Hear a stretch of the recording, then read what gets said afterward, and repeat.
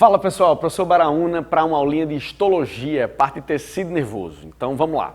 Se a gente for para o aspecto fisiológico, o sistema nervoso é dividido em central e periférico. Central, encéfalo e medula, periférico, nervos e gânglios.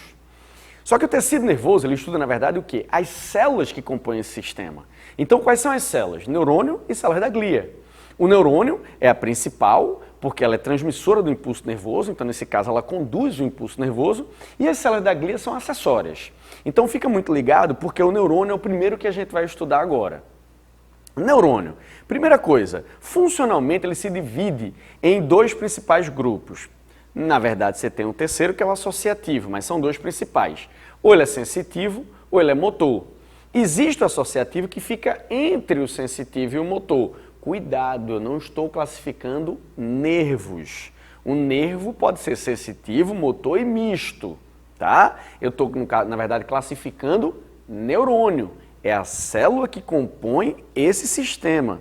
O neurônio, ou ele é sensitivo, porque ele aí vai ser, no caso, centrípeto, ou seja, ele traz a informação para o sistema nervoso central, encéfalo e medula, ou ele vai ser motor, centrífugo. Aí ele vai conduzir essa informação para a periferia. Então sai do sistema nervoso central e vai para a periferia. Então vamos lá. Neurônio eu classifico em três. São os dois principais, sensitivo e motor, e nós temos o associativo que fica entre os dois lá na medula. Aí sensitivo, ele pega a informação e traz para o central, então ele vem da periferia e traz, centrípeto. E no caso, o motor é centrífugo, ele pega a informação do centro, sistema nervoso central, e leva para a periferia, beleza? Então são esses dois tipos, mais o associativo. Só que existem as partes do neurônio. Aí quais são as partes de um neurônio? Aí vamos lá, eu vou aqui acompanhando junto com um desenhozinho. Então se a gente pegar aqui o neurônio, nós temos o corpo celular, que é estrelado, nós temos os dendritos, que saem, são ramificações que saem daqui, então pequenas ramificações que saem desse corpo celular, o pericário. Nós temos o axônio, está aqui o axônio, é o prolongamento maior que sai dele, a gente vai ver que tem, no caso, unipolar, bipolar, multipolar, então segura aí. E nós temos aqui a ramificação desse axônio, que são os telodendros. No final desses telodendros, nós temos os botões sinápticos, que são aqueles que têm neurotransmissores, ok? Então, pericário, corpo celular, dendrito, axônio, telodendros e botões sinápticos. Beleza? Aí o que é que vai acontecer? Núcleo, então o núcleo está aqui. Nós temos uma grande quantidade de retículo endoplasmático rugoso aqui dentro, que vai formar corpúsculos aqui. Então isso aqui é visível no microscópio, você consegue identificar esses corpúsculos. Esses corpúsculos, eles são chamados de corpúsculos de início, só que na verdade é retículo endoplasmático rugoso, só que é bem desenvolvido pela grande produção de neurotransmissores que há aqui no pericário, ok? O que é que vai acontecer? Se a gente for analisar esse corpo celular, isso aqui é uma usina, está produzindo o tempo todo, vai ter retículo rugoso, Golgi, vesícula de secreção. Essa parte que é o axônio, ela é um cilindro, ela é um tubo. Nesse cilindro aí é por onde vêm as vesículas de secreção e chegam até o botão sináptico. E aqui é onde a gente tem grande quantidade de mitocôndrias para que, obviamente, ocorra a produção de ATP e o neurônio consiga estabelecer o processo de transmissão do impulso nervoso, sinapse nervosa. Então é muito importante a presença de mitocôndrias. Então você tem corpo celular, o pericário, você tem dendrito, axônio, telodendros e botões sinápticos. Aqui o corpúsculo de início e o núcleo. E aí, consequentemente, a informação, o impulso nervoso, ele sempre será no sentido do dendrito para o axônio. Sempre. Nunca vai ser no sentido inverso. Ah, Bara, mas vamos supor que ele recebeu um estímulo aqui. Sim, e aí? O que é que acontece? Sobe? Nunca.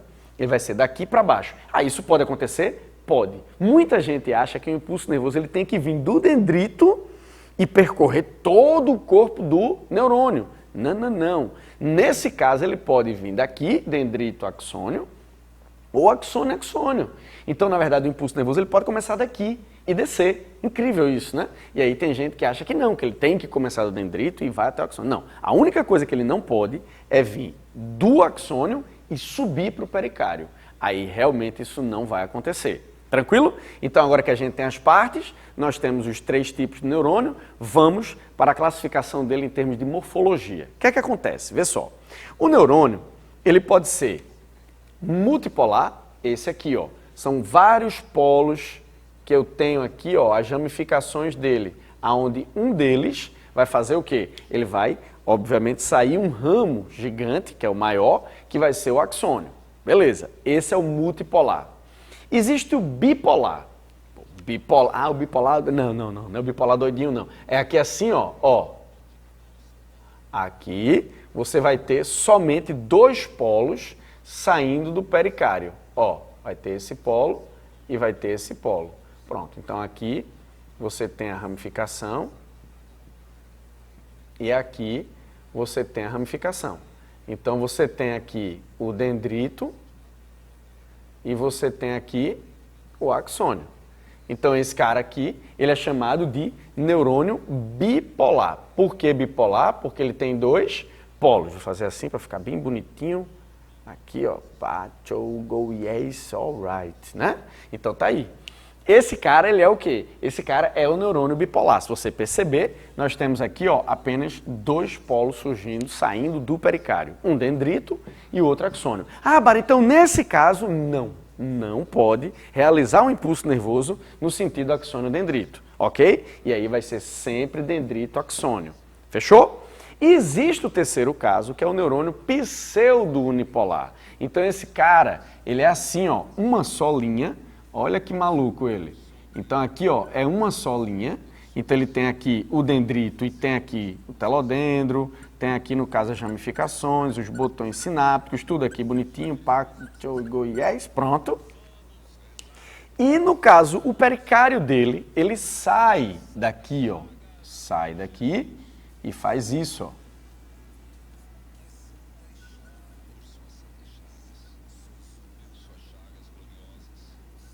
Tá aí, ó. Então o pericárdio dele é fora do circuito. Peraí. Então quer dizer que nesse caso o impulso nervoso ele pode ser direto dendrito axônio? Sim, ele pode ser direto dendrito axônio. Então aqui, ó, esse impulso nervoso ele pode passar diretamente para a estrutura do axônio sem precisar passar pelo corpo celular. Por isso que ele é chamado de pseudo-unipolar. Parece que só sai um ramo aqui, ó. Então só sai um ramo. Então aqui, esse aqui eu posso até deixar menos azul para você entender que só sai um ramo de fato. Então, ó. Então parece que ele só tem um ramo de fato. E aí, consequentemente, você tem o chamado pseudo-unipolar. Ok? Aqui então eu já estou todo estruturado, né? Então a gente está vendo o quê? Estrutura, está vendo função e está vendo aqui a morfologia desses neurônios. Então aí vai ficar agora mais fácil, porque obviamente está o desenhozinho bem bonitinho com todos os nomes. Então olha aqui, ó, neurônio com seu dendrito, pericárdio, corpúsculo de início, botões sinápticos, telodendro e axônio. Então lembrar, obviamente, que o impulso nervoso, ele é sempre no sentido dendrito para o axônio, tá? Então vai ser nesse sentido, nunca no sentido oposto. Lá, já falei aqui então, ó, pode ser dendrito para o axônio, então ficar esperto nisso daí. Em relação à questão funcional, sensorial, motor e associativo, sensorial ele vai ser classificado como centrípeto, então centrípeto. Aqui o motor ele é considerado como centrífugo. E aqui, no caso, o associativo ele é um interneurônio, então ele fica entre o sensorial e entre o motor, tá? Então, nesse caso, centrípeto, centrífugo, né? Celulífugo, como alguns chamam, e aqui associativo interneurônio. E aqui a morfologia, né? Nós temos o multipolar, nós temos o bipolar, então tem 2 pontos aqui, se a gente for assinalar, ó, você tem esses pontinhos aqui, é o multipolar, tá?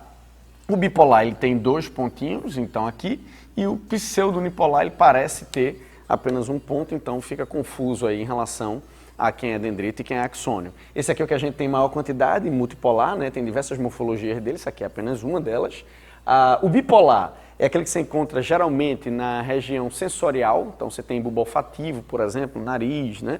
Que ele é um bipolar, você tem na questão da visão, captação no caso das estruturas visuais.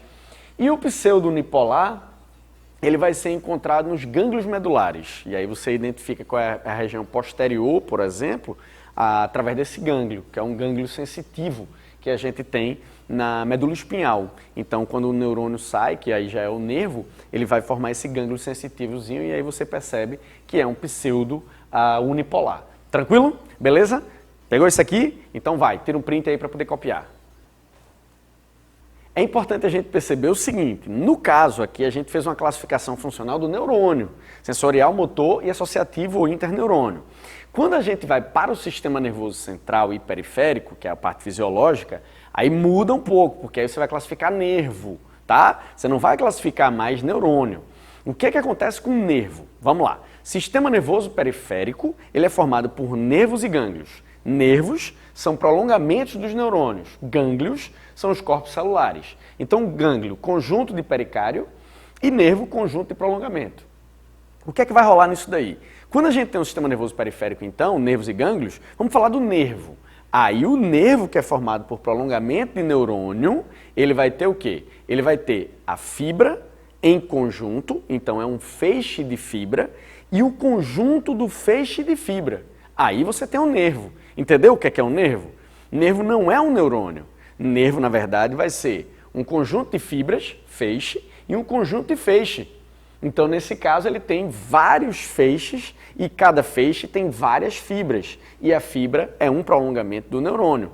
Então, o que é que vai acontecer? Existe, como no tecido muscular, que a gente já falou, se você não viu, assista, tem algum lugar aqui no caso da tela. Então, o que é que vai acontecer? Esse tecido muscular tinha endomísio, perimísio e epimísio. Lembra disso? Agora não. Agora é assim. A fibra ela é envolta pelo endoneuro, tecido conjuntivo. Aí o feixe de fibras, o conjunto de fibras, então de prolongamentos, ele vai ser envolto pelo perineuro. E no caso, o conjunto de feixes, nervo, ele vai ser envolto pelo epineuro. E aí lembrando que como tem tecido conjuntivo na jogada, pode passar vaso sanguíneo, é como vai irrigar o nervo. Então o nervo não é uma estrutura simples, ele é uma estrutura complexa. Ele é uma estrutura que pode até ter adipócitos, célula de gordura nele, pode ter vasos sanguíneos. E aí o nervo, ele vai ser classificado de acordo com o quê? Com a funcionalidade. Nervos aferentes, são nervos, no caso, centrípetos, são sensitivos. Nervos eferentes são nervos o quê? Centrífugos, são nervos, no caso, motores. Porém, um nervo ele pode ter um conjunto de fibra sensitiva e pode ter um conjunto de fibra motora. Aí esse nervo é chamado de nervo misto. Entendeu agora o que é um nervo misto? A medula espinhal é composta por 31 pares de nervos mistos. Os nervos cranianos, aí você tem sensitivo, você tem motor e você tem misto. Agora, o raquidiano, o medular, não. Todos eles são mistos. Neurônio não é misto. Nervo é misto, porque o nervo é composto por várias fibras, ok? E, obviamente, só para a gente não deixar sem comentar, o sistema nervoso central, que é dividido em encéfalo e medula, ele tem substância branca e substância cinzenta. Substância branca é prolongamento do neurônio mielinizado. A gente vai falar já disso daqui. Então ele tem mielina. E a substância cinzenta é o conjunto de corpo celular do neurônio. Então o que é que acontece? Medula. Substância cinzenta interna, substância branca externa. No encéfalo é o inverso. Então ele vai ter substância branca interna e substância cinzenta externa, tá? Então é a composição do neurônio em relação a esses sistemas, ok? Agora nós vamos falar sobre as células da glia, ou também chamadas de gliócitos. As células da glia ou gliócitos são as células auxiliares do neurônio, acessórias. Então elas vão ajudar a quê? Revestir, proteger, nutrir. E aí o que é que vai acontecer? Nós temos a divisão em dois grupos, dependendo da origem, macróglia e micróglia. A macróglia, você tem oligodendrócito, astrócito e célula de Schwann. A micróglia é a própria micróglia. Mas qual a diferença, Bara? Simples. Uma vem do tecido nervoso, placa neural, tá? Então, nesse caso, ela vem da ectoderme, a formação dela, que seria a macróglia.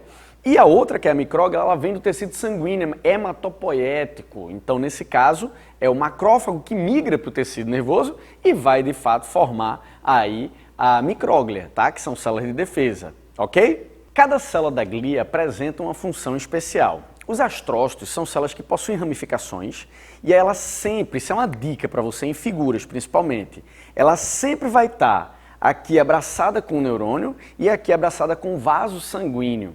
Então, quando ela pega um vaso sanguíneo e pega um neurônio, para que é? Pegar nutrientes do vaso sanguíneo e entregar para o neurônio, pegar os excretos do neurônio e entregar para o vaso sanguíneo. É meio que uma babá do neurônio. Então, ela vai fazer esse suporte. Além desse suporte, o que é que acontece? Quando os neurônios eles morrem, os astrócitos aqui ocupam os espaços do neurônio. Lembre-se, astrócito ou célula da glia nenhuma transmite impulso nervoso. Só quem transmite impulso nervoso é neurônio.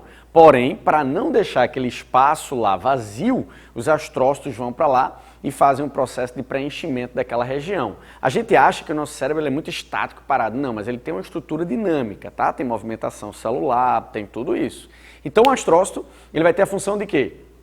Nutrir e, no caso, de ocupar o espaço físico. Então, sustentação física do nosso sistema nervoso central, tá? Oligodendrócitos. Oligodendrócito é bem curioso. É uma célula que tem também ramificações, menos que o astrócito, mas ele tem a função de quê? Ele tem a função de envolver o axônio.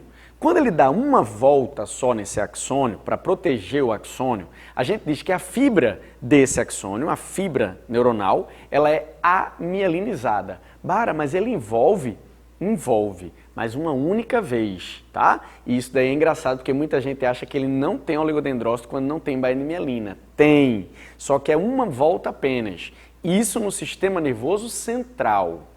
Quando ele dá diversas voltas e aumenta a camada que tem de mielina, aí sim ele forma uma bainha de mielina, que é onde tem a mielina que ela vai, obviamente, fazer com que ocorra um bloqueio do impulso nervoso, então ela é um isolante elétrico e cria-se um impulso chamado de impulso saltatório.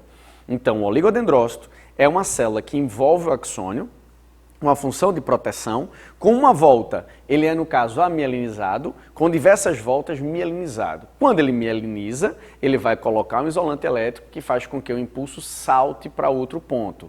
Logicamente que existem os nós, que são nó fibrosos, neurofibrosos, ou também chamados de nódulos de Ranvier, entre uma bainha de mielina e outra.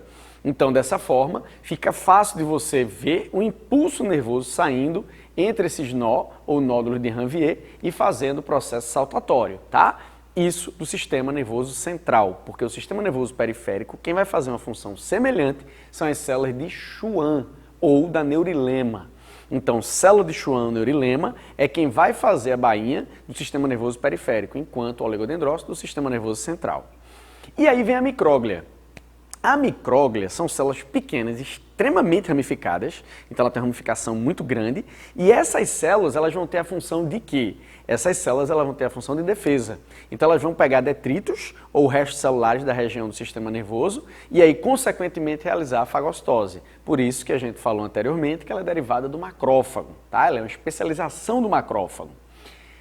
Alguns autores, eles vão relatar também as células chamadas células ependimárias. Células ependimárias é uma célula neuroepitelial. Qual é a função dela? Revestimento. Revestimento, no caso dos ventrículos cerebrais, protegendo também medula e encéfalo. Então, nesse caso, as células ependimárias são células da glia com uma função protetora, ok? Se você for olhar em alguns livros do ensino médio, eles dizem até que ela vai produzir o líquido cefalorraquidiano, beleza? Mas aí, no caso, ela também permite passagem para que ele venha proteger.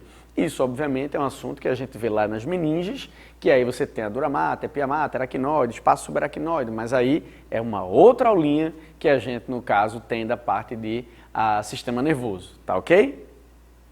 Agora eu vou fazer para vocês aqui uma ilustração das figuras das células, como astrócito, oligodendrócito e da micróglia, para que vocês possam ver isso daí ilustrado. Obviamente que eu vou fazer aqui uma figurazinha para você só ter a ideia, né, da função de cada uma, tá? Então, por exemplo, se a gente vai desenhar o astrócito, o que é que acontece? O astrócito ele é uma célula altamente ramificada, tá? Ele vai ter essa ramificação dele aqui. Nessa ramificação, o que é que ele vai fazer? Ele vai segurar um vaso sanguíneo, então ele vai ter aqui, ó, o suporte é um vaso sanguíneo, então o vaso sanguíneo vai estar passando aqui, por exemplo, né? E aí, consequentemente, ele vem aqui e vai pegar os nutrientes, como a gente já falou.